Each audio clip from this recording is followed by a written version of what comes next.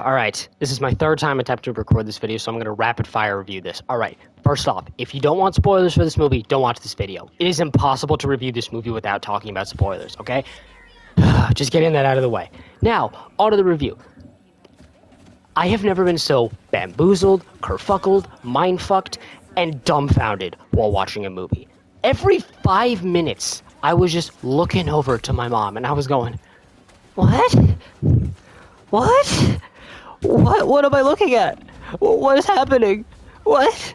I was so confused. I don't know what to say. This is such a strange movie. Because I went through, like, the equivalent of a character arc while watching this movie. At the beginning, during the opening scene, I was like, okay, alright, this ain't that bad. And then the flashback stuff started happening, and I said, this is awful. Why am I watching this? And then it got back to the adult stuff, and I'm like, okay, this is actually pretty good. And then once it's getting later on into the adult stuff, I was like, what am I watching? What is happening? Okay, yeah. And that's the issue with this movie. It's the structure of the movie. It's so unbelievably bad. Every single time, I was just looking at the movie, and I was just going, what? How? Why? Who? When? Huh? It's such a structurally flawed movie. Because it's essentially 90% setup. 90% of the movie is set up. And then by the time the movie actually starts to get going, I was like, all right, so we're like an hour, maybe an hour, 10 minutes into this movie. We probably got like an hour left, 40 minutes left. Now, motherfucker, by the time this movie gets going, we're like an hour and a half into the hour, 50-minute movie. And when we got to the climax, which is the first time we actually see the Rhino become the Rhino, I was like, all right, this is a cool action scene. Wait a minute, is this the climax?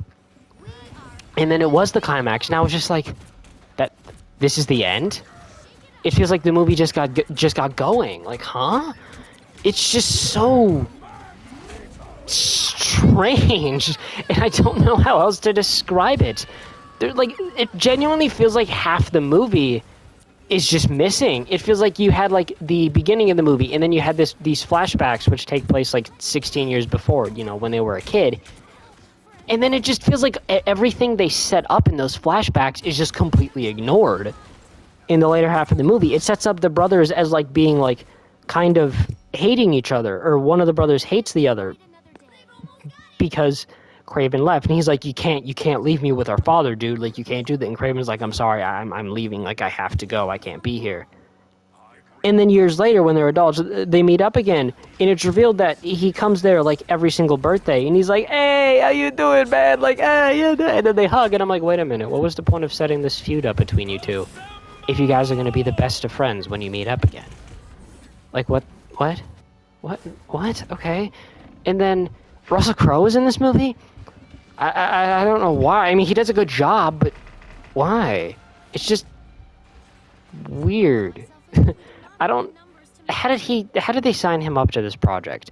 If it's revealed in like a month that this movie is like went through studio hell and there was like tons of rewriting and re-editing, I would believe it in a heartbeat, because it genuinely feels like they had an idea for a movie, but it's just so lost in translation.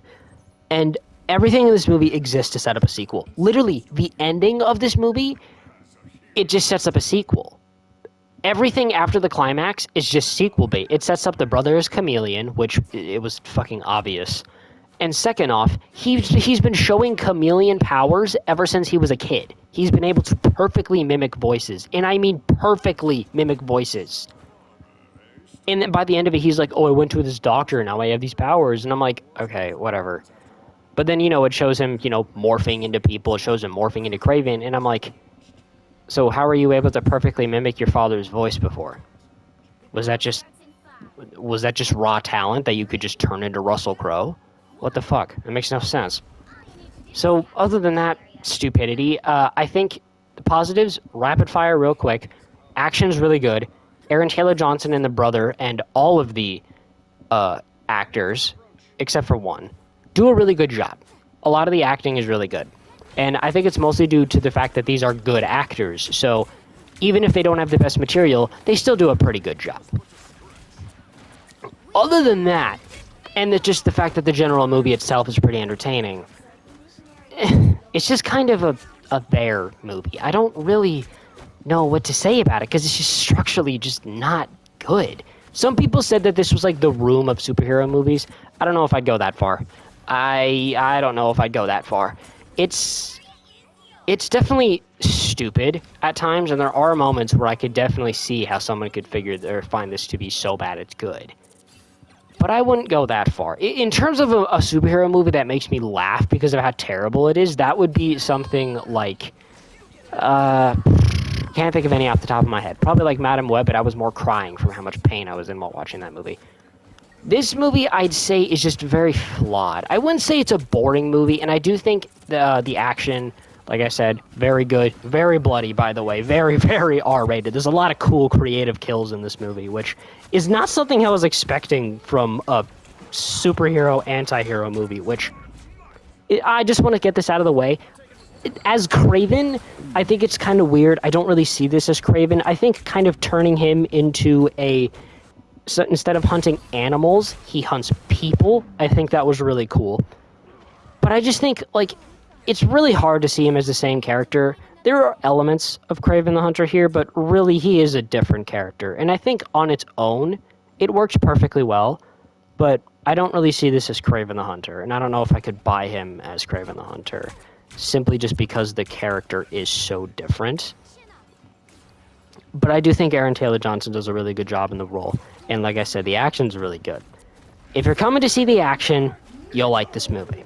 If you're not coming for the action, you probably won't like it. It's just such a strange movie.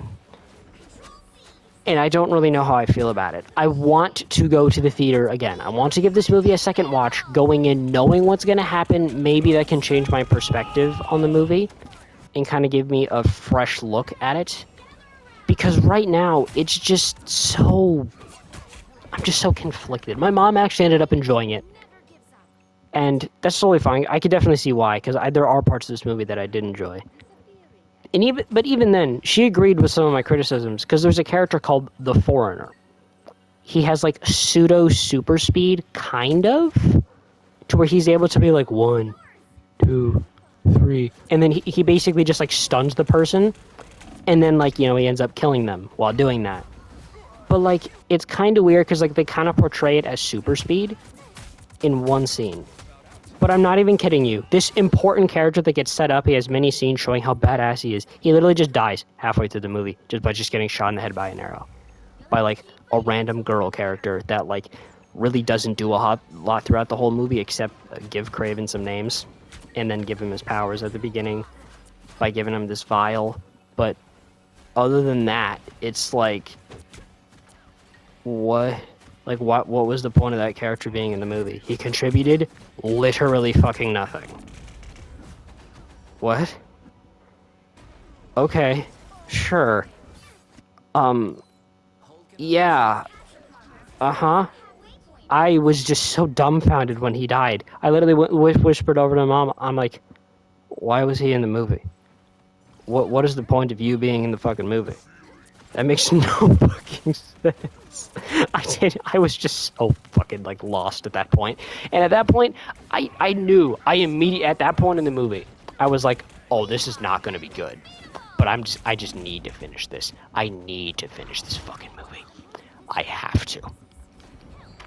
And usually, when I'm watching a movie like this, I only stay because I'm, like, interested in how much of a colossal fuck-up it is. But I don't think this movie is a colossal fuck-up, because it's not unwatchable. It has positive elements. I just think the best way for me to put it is this movie has some really good ideas. I just don't think they executed them very well. And I do think, again, my theory is that this movie probably had a lot of issues in the editing room, and a lot of issues with the writing. I don't know if it does, though, but if it comes out in a month, I wouldn't be surprised. it feels like a movie that had studio meddling, because it feels like a lot of this movie was just designed for sequels. And I don't really like movies like that. I don't like movies that exist for the sole purpose of setting up other movies. It just feels kind of pointless. I don't really know how to talk about it, because it's just so strange. There are elements of so bad it's good, but there are also like genuinely good things in this movie. Like I said, the brothers, I think their chemistry is very good. I think a lot of the performances are really good. They're pretty wacky, yeah, but they're very entertaining. The dialogue is kind of weird at times. I think the action scenes are really good. I think Aaron Taylor Johnson does a really good job. I think this movie overall is just very structurally flawed. If you want like a 40-minute video of me just ranting, I could probably give one. But just to kind of briefly sum it up, it's a flawed movie. It's totally watchable. It's a movie that's designed for audiences that just want to go into a movie and just have fun. It's not meant for comic book nerds on the internet or anything like that. This movie is fine. It's very flawed, but it is totally watchable. We're going to leave it at that. I'd give it about a 6 out of 10. I think it's better than Morbius and Madame Web. But I don't... And I think it's better than Venom Let There Be Carnage, but I don't think this is as good as Venom 1 or 3. So we're just going to leave it at that. 6 out of 10. It's totally watchable.